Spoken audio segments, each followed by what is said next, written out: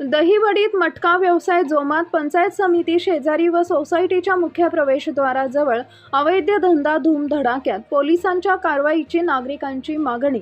दहिवडी शहरात अवैधरित्या मटका व्यवसाय सुरू असल्याची चर्चा पुन्हा एकदा जोर धरतीये. विशेषतः पंचायत समिती दहिवडी तालुका मान कार्यालयाच्या शेजारी तसेच बाजार पटांगणातील सोसायटीच्या मुख्य प्रवेशद्वाराजवळ सुवर्ण हॉटेल शेजारी व समोर हा प्रकार सुरू असल्याचा आरोप स्थानिक नागरिकांकडून केला जातोय.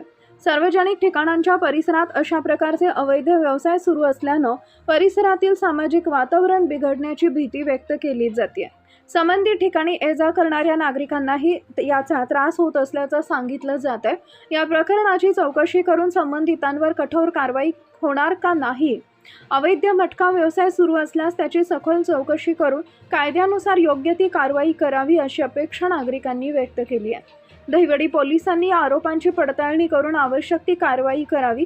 तसेच अवैध व्यवसायाला लगाम लागणार का याकडे सर्वांचं लक्ष लागलंय. Bureau report, DSP news live.